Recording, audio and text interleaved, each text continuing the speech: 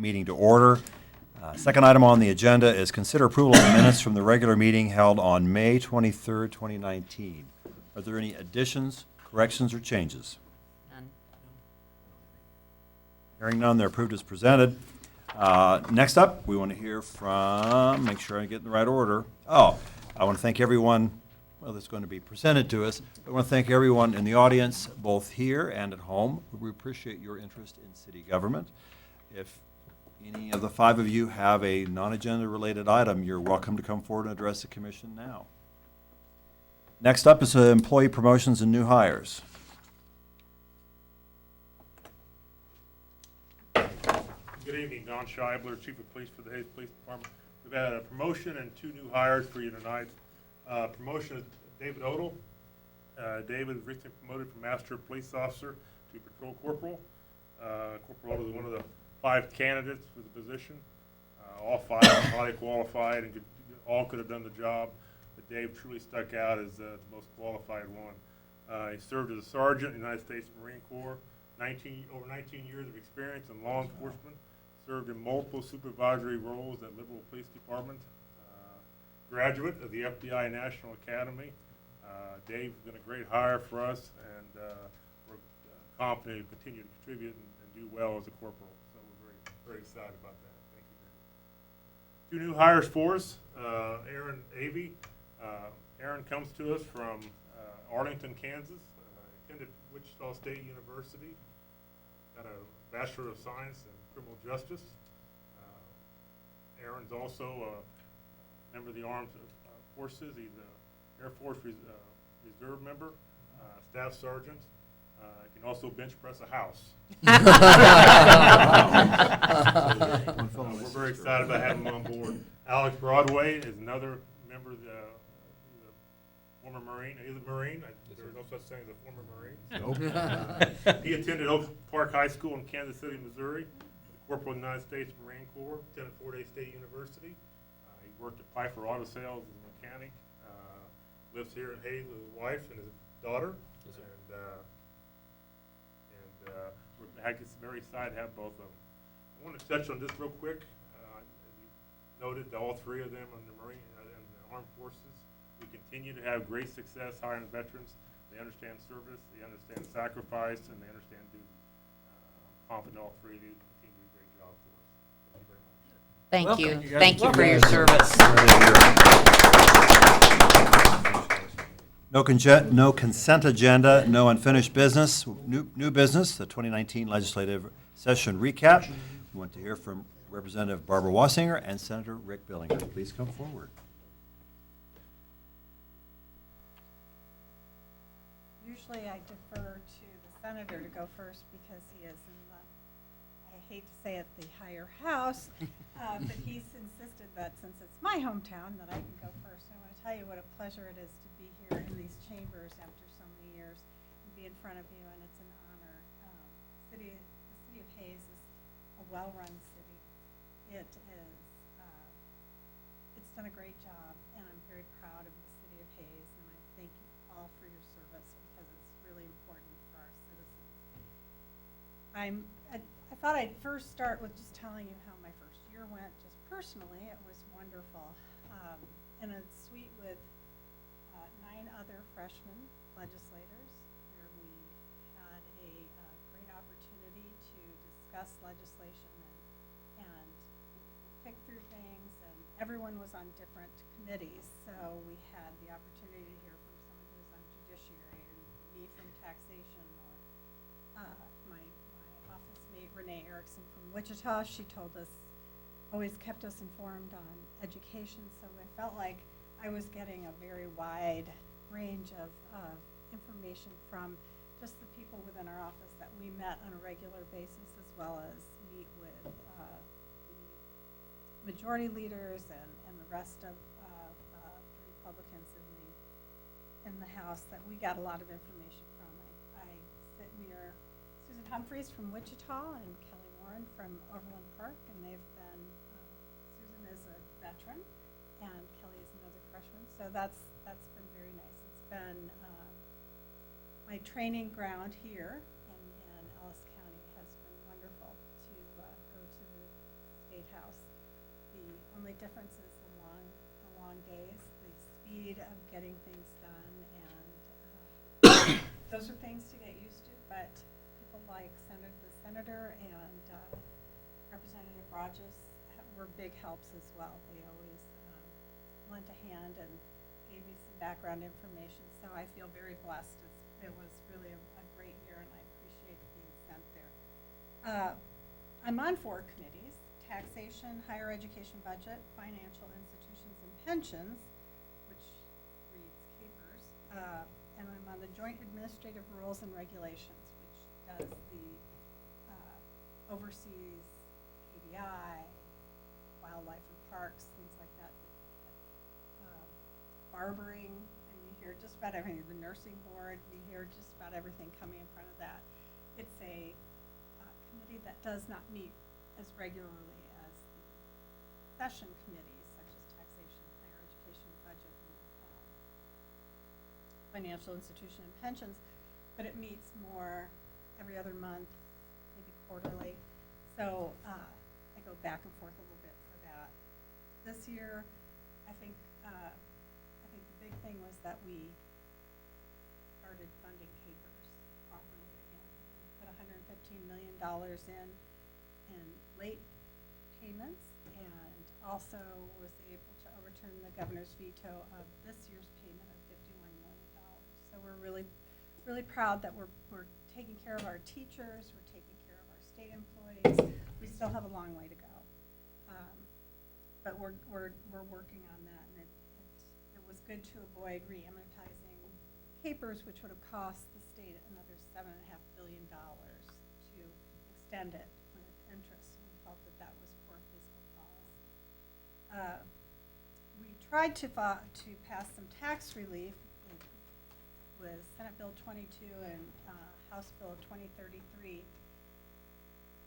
We did not, we needed to do something about decoupling from the federal government, which means Kansas has always been a rolling conformity state, and they followed exactly what the federal government did.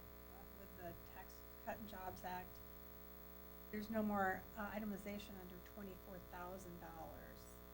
for taxpayers, and because we mirror the federal government now, no one that in our state can itemize any deductions. That includes mortgage interest, that includes medical payments, and many other things. So now that unfortunately,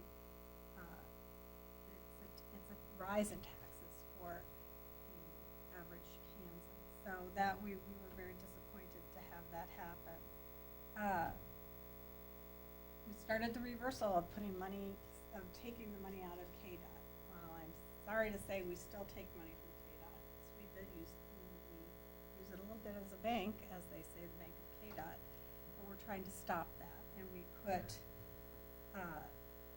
money back into, stopped some of that transfer of funds and put money back in to try to finish the T-Works programs that were so vital to particularly rural areas.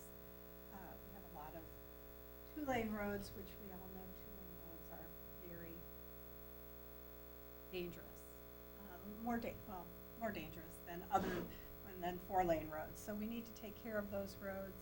We need to make sure our rural Kansans can get to their jobs safely, and T-Works was part of that. So we also put money back into KDOT, the Kansas Department of Corrections.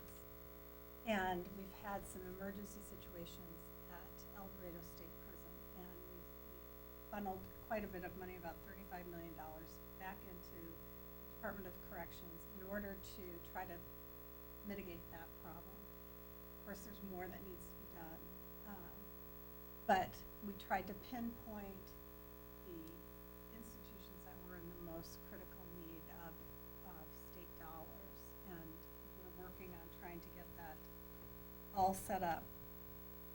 We're also working to put money back into DCF. Back when Collier was in office, he threatened to fine any contractor that did not help take care of children, and he stopped children from sleeping on floors in DCF offices. unfortunately, the governor rescinded those fines, and they're back doing that. So I contacted someone this very morning to ask what more could be done in order to stop that from happening, and also try to see how we could loosen up the rules for foster parents. It's so difficult for people to become a foster parent right now. We need to be able to find places for these children to be in, as opposed to sitting in some office trying to wait for placement. And we have I know in Hayes, we have a great feeder system with Celebration Community Church. A lot of them have been trying to take on foster children, and it's so difficult to get qualified. And so I started the conversation last week and then this week to see what we can do as a legislature, what we can do to help to make sure that we take care of these children that we can't let go. The children are our future, and when we let our children down, we won't have a good future in Kansas. We won't have as wonderful leaders as we have now with all of you. I will instead of taking on everything, I will let Senator Billinger talk a little bit about the tax bill, and we can go back and forth. And so I haven't stolen all of his thunder as well.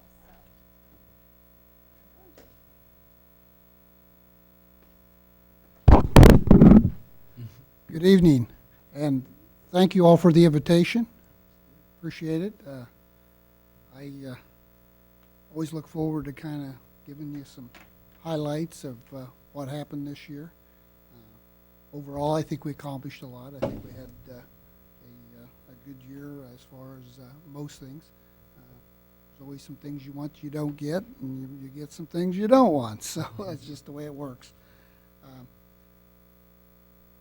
Representative Wassinger hit on some of the main issues, and I might just tag on to a little bit of that. The capers is one of the first things we did address when we returned in January. And the reason that was the first thing up is because the year before, our conference committee, which I am one on the conference committee, we had did a proviso and had agreed that if ending revenues in the fourth quarter come in above projections, that we would use part of that to make a missed payment that we had promised to make with interest. And the fourth quarter last year came in $312 million above projections. So that's why it was the first thing up, because we had the extra money there. We had made a promise, and it was one that we needed to keep. And I'm proud to say that it was unanimous in the Senate, unanimous in the House, and the governor signed it, and we took care of a promise that we had made 2 years earlier. Probably one of the other things as far as capers, we have come a long way, like Representative Wassinger said, but we still have a large hill to go up. And that payment that we made in January was the first time in 25 years that we made the actual required contribution. First time, 25 years. Wow. How many people have sat in her seat or my seat over the last 25 years, and never once did we make the required contribution. So I'm proud to say that we for the first time, did. One of the other things that we did negotiate last year at the end of the session was a layered payment. We had done some layer payments in the, I think it was 2016. I'm not exactly sure on the date, but I believe it was right in there. And when we were negotiating in the conference committee, we had agreed to make this on 2 payments. And like I said, the one payment was made because the revenue came in $312 million above estimates. So the other 56 was to be made this year if the fourth quarter revenues come in above projections. Well, somehow the capers overpaid for the next 3 years. And so the state had paid extra money over to Capers, which was, I believe it was around $56 million. And so what we did was we took 2 years of that, 51 million, and by paying early on the Capers proviso with the 51 million, it saved us about that 5 million difference. So it was equivalent to the 56 million, so we used the 51. And it was revenue neutral to SGF by doing it that way. Didn't affect SGF at all because that was already in a proviso and this money was overpaid. So next year, if you, first thing you read is, you know, here we are again looking at Capers. Well, we will. I'm going to bring a bill next year to take care of that third year that was made, because I believe that whenever we make payments over to Capers, they need to stay there. They need to go in there. I don't think we should, you know, be messing with them. And it's been made there. I think we need to make sure that we put it into the account. When I first got there in 2011, Capers was on the verge of bankruptcy. I mean, it was in very serious condition. And I'm proud to say that in the last 8 years, we've come a long, long way. We're above 60%. I think we're getting to probably the upper part of 60% now. And I think totally in the last 8 years, we put over $5.1 billion into Capers. So we've taken it serious. And pass that along to your city employees that when they make their contribution, I feel like the state needs to make theirs. And that's the attitude that we've been using on Capers. Let's see. KDOT. I was on the transportation task force for KDOT. And we traveled the state. I think we had 11 different communities we visited, including Hayes. And one of the issues that we became aware of when we were in the community here was the bypass, and that there's going to be some new roundabouts on Vine Street, which will make it very difficult for the large towers and the blades from the wind generators to go down Vine, you know, so they're probably going to have to look for an alternative way around Vine Street.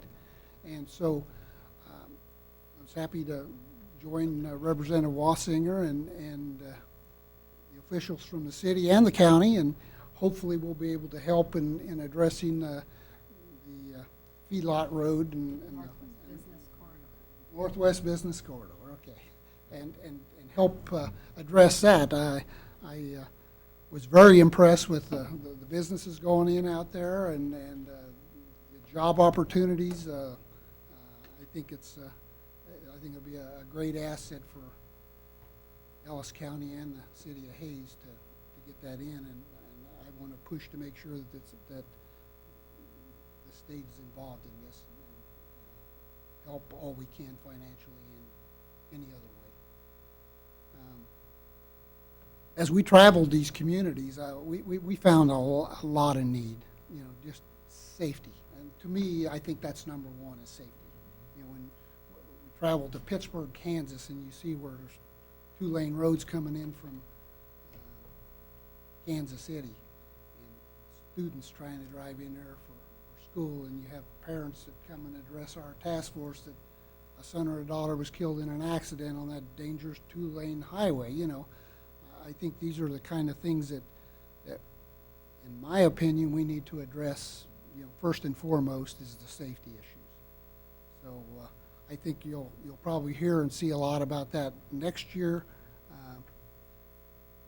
As Representative Wassinger said, we actually started a year ago. Not just this year, but last year. We started leaving some money in KDOT. And I think this year we added about 60 million additional that we didn't transfer. But there were still 200 million transferred. So that does continue to go on, which I do not like, and I haven't liked it for the last 20 years that it's gone on. I think when this money is set up for a program, it needs to stay there.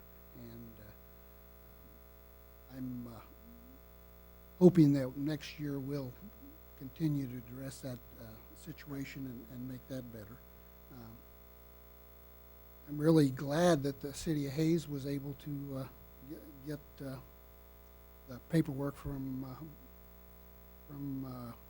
David Barfield for the water project, and Thank you. hopefully that's moving along fine. And any time you need any help, Representative Wassinger and I stand ready to help in any capacity on that. So Appreciate that. glad that that's progressing. One of the other really big issues was K-12. You know, we've been in lawsuits for 20, 30 years. I mean, it's been a long, long time. And I think most of us that have kind of come in late on it and just want to get it over with. We want to get it settled and understand tomorrow the courts are going to come out and tell us whether or not we're good or bad. So that happens tomorrow. And we were able to put an additional $92 million in for the inflation factor this year, so that was done on top of what we did a year ago as far as the funding part of the formula. One other thing that you probably will read, if you haven't already, is there's been some criticizing of the Budget Committee, which I'm the vice chair and am right in the middle of negotiating what goes in or out of the budget. And one of the things that has been put out is that we had sabotaged the governor's budget. That spent like $180 million more than the governor proposed. Well, that's not accurate. And that's why I bring it up, is because the governor had, I think, approximately $145 million in there for re-amortization. And we didn't re-amortize. That's the $7.5 million that Representative Wassinger was talking about. We didn't do that. So there's $145 million of that it wasn't sabotage or anything else. It was just there. We put an additional $21 million in for higher ed. So we did do that. So there's $21 million that we did add. We added approximately $6 million additional in corrections. It's one of the subcommittees that I chair, and when we were having our committee was going over their budget, one of the line items they had there was hepatitis C treatment. They had put $1.5 million. And I get to quizzing it, and I said, so how many folks are we talking? How many folks does 1.5 treat? 100 people. That's what it costs. About $15,000 a person. I said, well, how many folks are infected? Well, they weren't sure, so they'd come back, and the number we've received is anywhere from 700 to 800. So we may be looking at, well, 14 million to treat these folks. But I think it's very important that we get started because it's very contagious and it's something that's very important. So we added $6 more million to that. Felt like that's probably all they could treat this year. Next year, we'll add some additional funding, but we felt like $6 million they could handle in treatment this year, so that's where the number come from. So that was a surprise that we didn't plan on. I don't think the governor planned on it. I don't think she's upset about it or anything. I mean, I think she's okay with it because it's something that needs to be done. But there was about $43 million. I've kind of highlighted the education, the higher ed 21 and this, and there were a few other things in there, some mental health, additional funding for mental health, which is very important. And I guess the other thing was we did override some budget items that the governor had line item veto. And I don't think she's terribly disappointed in it. I mean, it's just kind of a difference in opinion on, whether we spent the money or don't spend the money. But One of them was the capers payment, and that was the payment that I explained a little bit earlier. That 51 million was already in capers. It didn't affect SGF. There was some K-tracks, there was some mental health, there was a reading program. It's called Reading Roadmap, and there's not many of them in western Kansas. They just started one of these in Cheyenne County at the St. Francis Grade School. And that's why I'm familiar with it, because it just started there. And it's primarily children in like the 3rd grade, and it's like a summer camp for these kids. So it started, I think, the first part of June here. And these kids go to camp every day at the school, and they're learning reading, but they have some fun activities. But it sounds like it really gets these kids up to speed, and that's the important part. So there was some money in there that was also in that override veto. I think that's most of the deals. I guess one other thing was Medicaid expansion is another one that was talked about and discussed and voted on numerous times through the session. The Senate is going to have a interim committee this summer to put different ideas together. You know, I mean, I'm sure if I ask each one of you, you each have your own ideas on how it should be and what the particulars should be. And Barb and I'd be the same way. You know, it's I personally think that, you know, if we're really going to try to help rural hospitals, which is one of the things you hear about, I think maybe an enhanced reimbursement for rural hospitals is something that would help our hospitals. I think there needs to be some type of work requirement, you know, because we're not talking the single mom, or we're talking somebody that's disabled. We're talking people that are able to work, you know. So I think some little piece in there, however that might work, I think there needs to be something in there to incentivize work. So, and there's different ideas on the percentages and so forth. So there's a lot of things, and I know that the interim committee will, you know, discuss this, and we'll all have opportunity for input. Any of you folks have any ideas or things you want to see in there, feel free to reach out to Representative Wassinger or myself and say, hey, here's something, I've read this, I think, you know, Nebraska did this, we should maybe, you know, look at this, you know, or Oklahoma or whatever, you know, just different, we're not going to have to reinvent the wheel. There's a lot of states that have done this, so I think it's something that will be addressed early on next year. I think that's the commitment that was made, that that would be one of the first items up. I think with that, maybe we'll just take some questions of particular things that maybe each one of you might have. Commissioners, do you have any questions? I don't have any particular questions, and Representative Wassinger has to listen to me a lot talking about DCF. I'm really appreciative of the attention you're giving that now. I think it needs a lot more attention. I think the state of affairs today is still very dire for these children. And from that point, that's what I think about at night. I don't think, I know people that are applying to be foster parents right now, and they are having a really difficult time meeting some of the standards.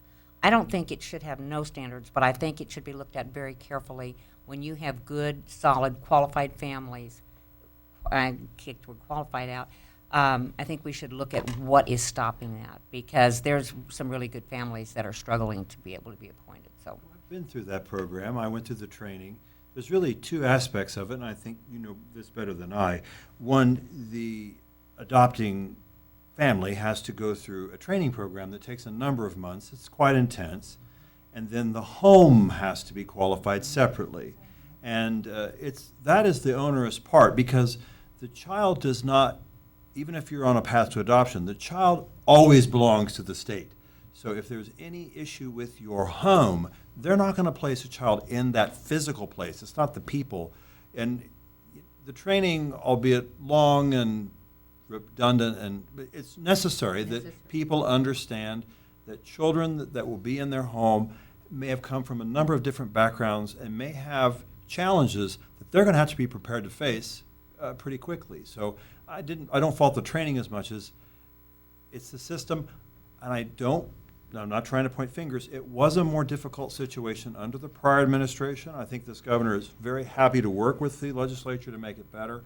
But when we started having other things added that we wanted parents to make money on the side by doing homeschooling, they started making the program much more difficult for people who really just love children and are capable and been through the training and have a good home to get into it, because they had to meet all these other kind of wacky requirements that had nothing to do with it. So I appreciate everyone's work on this behalf, because anything we can do, because there are 7,000 young people today that are looking for homes.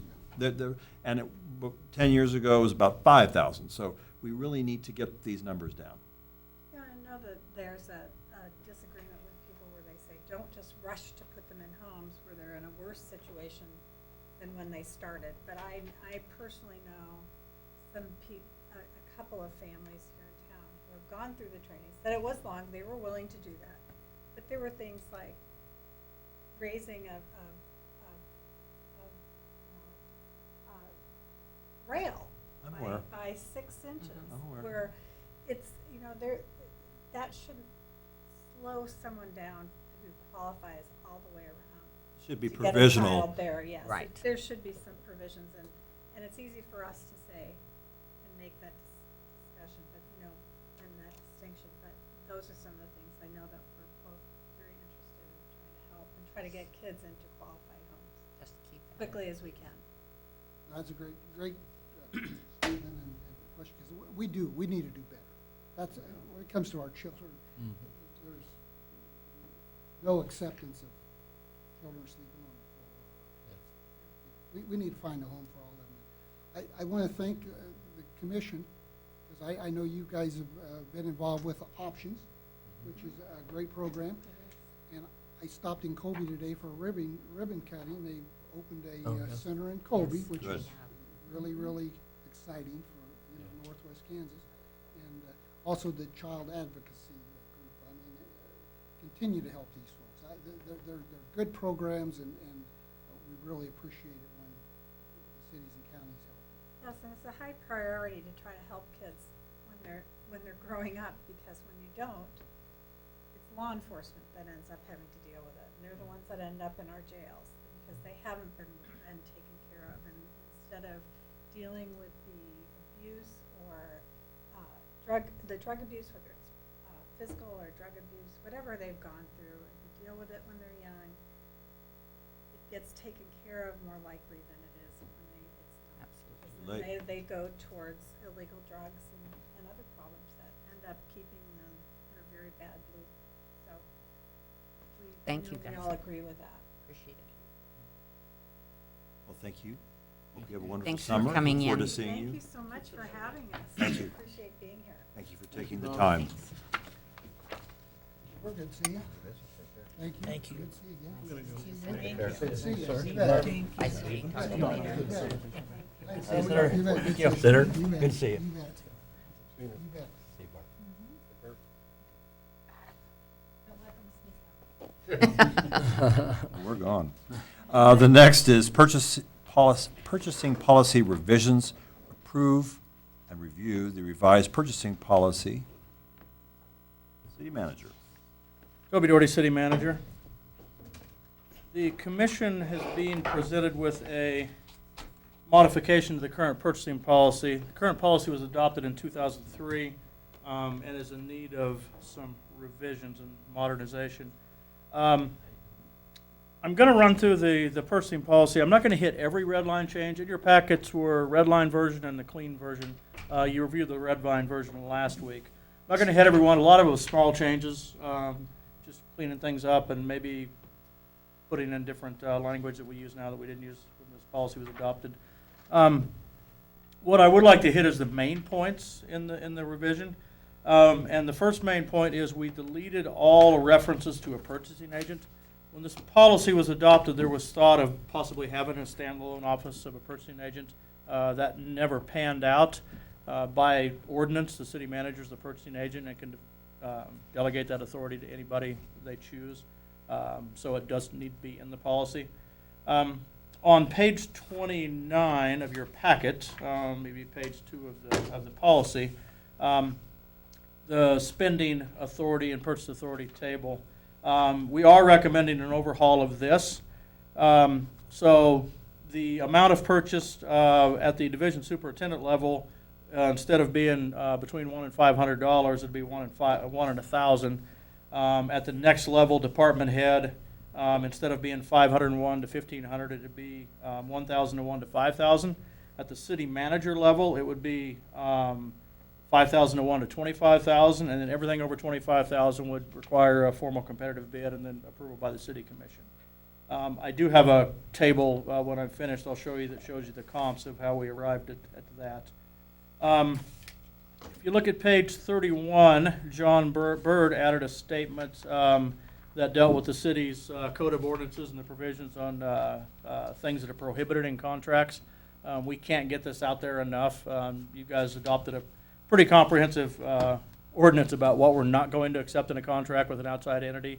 And we put that in RFPs, we put it in bid documents, we make sure it's everything. Every contract that gets approved goes to John Bird, and sometimes he still has to take this stuff out, but we feel like this needs to be in every document somebody could possibly look at.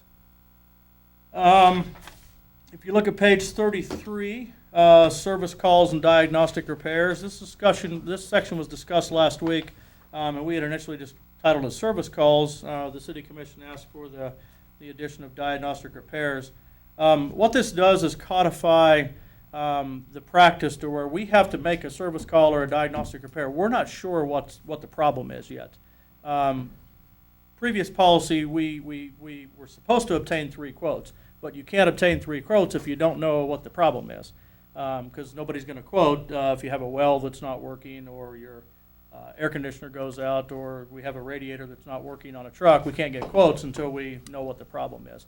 So this codifies that if it is something that we're really truly not sure what the problem is, the department head makes me aware of it. I authorize the service call. If the service call leads to work that needs to be done, we get it done. If it leads to work that can be stopped and then quotes can be obtained or bids, whatever, we do it that way. So it just codifies sort of what we've been doing for the last few years. With the next section, cooperative bidding, state/federal bid awards, and then on page 34 there's a new section titled Vehicle and Equipment Purchase from State Federal Contracts. This codifies what's been the city's practice since about 2004. Since that time, the city has, once the commission has passed a budget, the budget contains large pieces of equipment. If it is offered off of the state of Kansas or like the GSA, the Government Services Contract, which is a competitively bid contract, and so the example I will use, like I used last week, is of a pickup. If we have a budget to buy a 3/4 ton 4-wheel drive pickup, there will be a 3/4 ton 4-wheel drive pickup on the state bid that's been competitively bid. And for sake of discussion, it might be a Ford F-250, and it'll be out of the Ford vendor in the state that received that bid. So our policy is we automatically acknowledge that as the low bid. If there is a local vendor, we will go to the local vendor, in this case Lewis, and say, here's the price, can you match it? If they match it, we buy it from them. Sometimes they say yes, and we buy it from them. Sometimes they say no, we buy it off the state bid. We always give the local bidder their opportunity. We've never had complaints about that. They've always been very happy about that. They've been very appreciative. Sometimes they say we can't touch it. You're better off buying it that. But for those large pieces of equipment in excess of, in this case, it'd be $25,000, if it's not on the state bid, we still bid it out and come to the commission, the city commission's approval. So this is only for competitively bid government contracts. And then the rest of the changes are relatively small. I would point out that for the city manager spending authority, I solicited some comps, and you can see from the high to the low. One of the low, you can essentially toss out the high and the low if you wanted to. One of the lows, the city manager there told me that it's been in place 20 years, and she's looking to update it very soon, and probably bringing it more in line with what I'm recommending. The average is $26,000. We're recommending $25,000. I think that puts us in good condition for quite a while. One of the things this Commissioner Melick asked for last week, if it's possible for the commission to get a report on things that I authorize under my spending authority. The finance director had indicated that's no problem putting that in a monthly financial report, and we'll plan on doing that. So with that, I would stand for any questions. What page is that on, that comparison? Last 41? So this is our action being requested, is to adopt a policy as presented, and I would stand for any questions. Is there a motion on the floor? I move we adopt the purchasing policy as presented by the city manager. Second. Are there any questions or discussion? Toby, I have a question, and I apologize, I wasn't here last week. So like, if we buy a new mower for the golf course, and it's 20,000, so that won't come in front of us? 'Cause Right. That's within your. Budgeted items, Budgeted item. under 20,000 wouldn't come to you. Mowers are what? Okay, well, yeah, I 25. meant, right. Yeah, I know what you meant. Mowers are something typically you don't find on the state bids or Right. GSA contracts, so you guys That's why we typically see approve them. mowers anyway, and they're, Right. you know, they can Gotcha. be $40,000, They deal with $50,000. fleet vehicles primarily. Right, but look, for sake of discussion, if, in this case, if one of the mowers was 35,000, the common practice has been if it's on the state bid and it's budgeted, we buy it. If there's a local vendor, we give them the opportunity, otherwise we just take the low bid and we buy it. If it's not on a competitively bid contract, we bid it out ourselves, it goes to the governing body, and you get it. So that's why you don't see a lot of things like pickups and things like that, but you always see dump trucks and plows and loaders and things like that, because that's the type of stuff you typically don't see on state bid. Is that kind of a standard practice by a lot of other cities where you take a bid and go to a local vendor to see if they can beat it? I couldn't tell you. It's a practice my predecessor put into place. I'm not sure how long this cooperative state bid has been available for cities. Was this on state bids only? State and the GSA contract, the federal government competitive contract, and that's even less or there's even less things on that. And a lot of the state bid is voluminous. It's thousands of pages. But a lot of it is stuff we don't use. I mean, the state bids everything they use out. I mean, it's computers and it's service work and things like that that really have no value to us. But at some time in the past, the state of Kansas made cities or all local subdivisions, cities and counties and townships eligible to purchase items off of the state bid. Under Governor Sedays. So I think that was when my predecessor essentially said, if it's a budgeted item and we're going to buy it off the state bid, we'll just buy it off the state bid and give the local vendors the opportunity. And we've continued that practice. And it's probably better than 50%. They will match whatever the state bid I is. might have been confusing that. You know, a few years ago, we had a difference in a bid on a truck, you know, about $500 between a local vendor and out of state. And back then, concern I had was that if you got into that practice, you definitely want it set in stone. You know, where you buy, you'd say your local vendor if they're within a certain percentage, because at some point, I think you get yourself in trouble on getting competitive bids from, say, not only people out of town within our state, but out of state. Right. And Nebraska did a deal where they said, I can't remember the exact verbiage, but Nebraska had something where if a local vendor was within a certain percentage, and they started having people fall off on bidding. Now, that was on the state, I believe. now when the It was a commission, state statute, but affected municipality. right, and I know it's been the commission's policy when they accept proposals and award a bid that they take the low bid regardless. So it's the state bid, like, so for example, the 2020 state bid contract, they'll do all those bidding procurement in 2019. It'll be in effect for a specific period of time. So, but you just said, my next question, I think you just answered, about 50% of the time, you think the locals are able to match the state bid? I think it's more than 50%. Depends. There has been times where we've had a local say, yeah, we can't touch that, but most of the time they can match. So, The kind of vehicle too. right. Yeah. So do you ever, and I know what he was talking about, I think the Oklahoma one, do you ever run into a problem where you have issues and it costs you more because we bought it somewhere else, or it's under warranty? So, I mean. No, it's usually warranty. So if we're using the pickup analogy, let's say Long MacArthur, or let's say somebody in Olathe, Yeah. Ford got it. The local vendor said they couldn't match it. If we buy it from Olathe Ford, if we have warranty work, we take it here and they get paid anyway. So Sure. the warranty Yeah. work will be done That's locally. good to know. Any other discussions? Call for the vote. All those in favor? Aye. Aye. Opposed? Motion carries 5-0. Next item is the progress report, where we're getting double. We're getting new hires and progress. This will Fun, be fun. the speed version of the progress report. Yay. Public Works worked on stabilization of Montgomery Ditch, just south of 8th Street. Montgomery Ditch was eroding the stream bed, so Public Works went in and dug out the side of the stream bed. Wow. They installed a concrete footing, and then they installed a concrete retaining wall, and then re-sloped the top of the slope back down to the wall.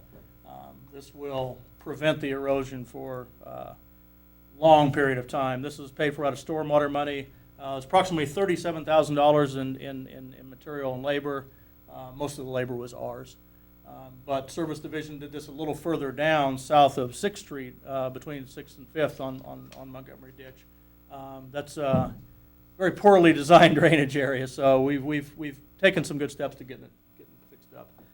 Alleys, if you remember, we had to move all curbside collection to curbside here a couple months ago because of saturated alleys. We typically use crushed concrete in our alleys, and we've used limestone in the past, both of which are soft materials that break down. So Public Works Director Jesse Rohr was put in charge of trying to find some harder rock. We know it's going to be more expensive, but our payoff might be good, you give the transportation costs. So they got 2 different types of rock they found from a quarry in southeast Kansas. You don't want to just have granite, laying around here. So you have to truck the harder rock in from other places.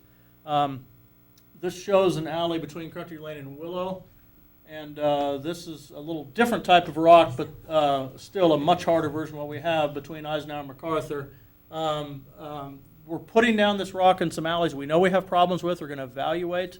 And with your street maintenance program next year, assuming this starts working out, you're probably going to see some big budget allocations to go in and fix some of our problem alleys and move away from the concrete and the limestone. Hopefully we'll get a little more longevity out of some of these alleys. Fire Department hosted a couple trainings with the Ellis County Rural Fire Department. This was an automatic aid training. This was out at the training facility. And this was a vehicle extraction training. So in this training, the Ellis County Rural Fire Department provided 4 vehicles, and then the Hayes Fire Department provided the instructors, and then we had people from outside come in and receive the training. As you well know, the new play feature is up and running at the Parks Department. I hear it's a big hit. People like it. Aubel Park, we completed some skate park improvements. There was 3 new obstacles, and I drove by the other day and I saw some kids doing dangerous things. Enjoying it.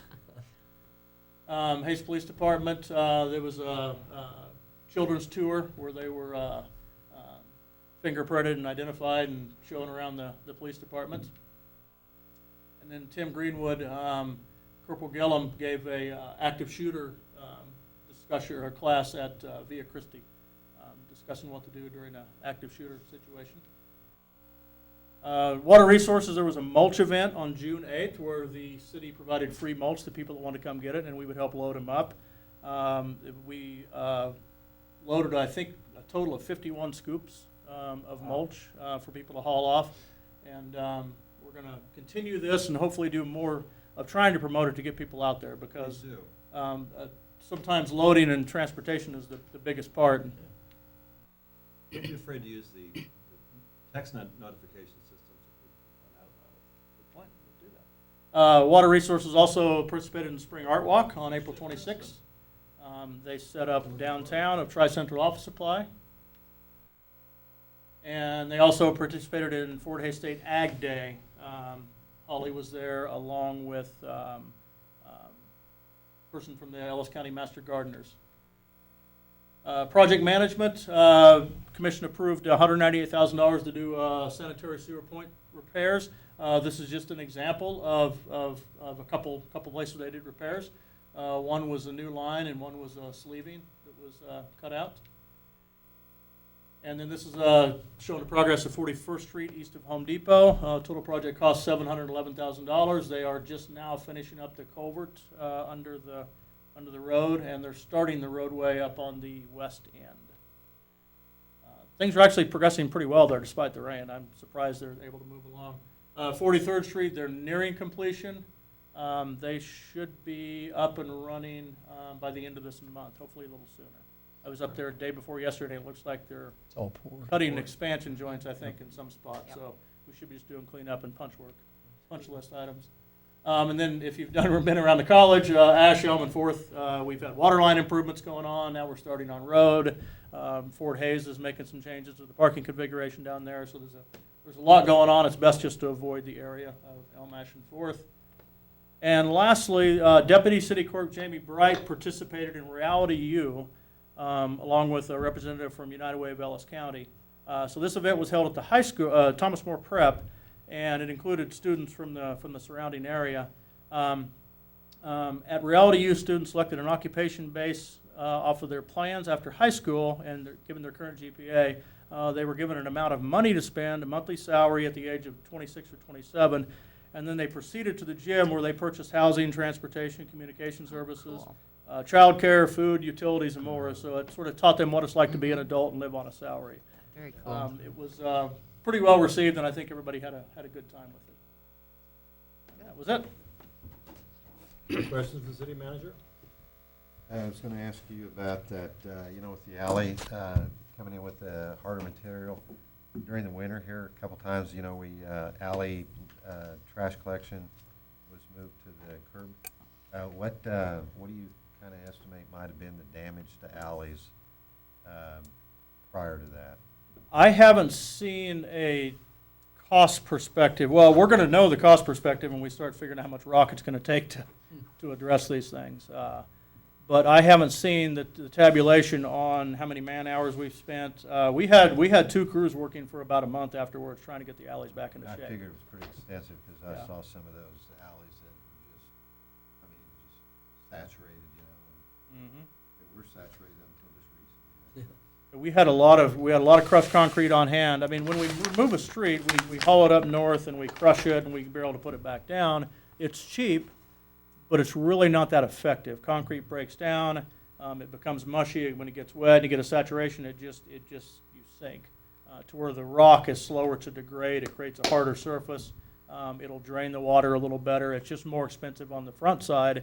But I think what we'll find is the input will pay off, and we may have to bring this stuff in a train car load too. If we find a rock we like, we may have to start bringing train car loads in and get a little bit of efficiency. Thank you. Commission inquiries and comments. Vice Mayor Musil.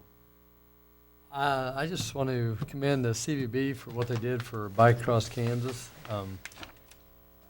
Not only for downtown businesses, but throughout our community. I had many, in my business, many bikers say they've been doing this for years, and we're definitely the most welcoming community. So, I mean, I think all of us should be proud of that, and it was just a really neat event for Hayes. So, that's it. Commissioner Jacobs. I don't have anything, thank you. Commissioner Miller. Just want to remind you, everybody, that it's Hayes Lark season. It's a great time to go down and watch the Larks play, and they're playing in June and most of July. So take your family and go down for free entertainment. Commissioner Phelps. Follow up on Commissioner Musil's remarks that BAK, the Bike Across Kansas organization itself, is just really fine-tuned. They've been doing this for years, so they've got it down to an art. But I would also point out our CVB downtown, USD 49, furnished Hayes High School gymnasium and the grounds, and also the shuttle buses. And I thought it was just incredible what they put together. And Mr. Melick and I were fortunate enough to go out there and volunteer, and we heard so many positive comments. Just the riders coming in off Highway 40, then coming down 12th Street, then to 13th and over. They're just in love with the town. Yep. So that was a good showcase for the city. Thank you. Very good. Executive session. We're adjourned.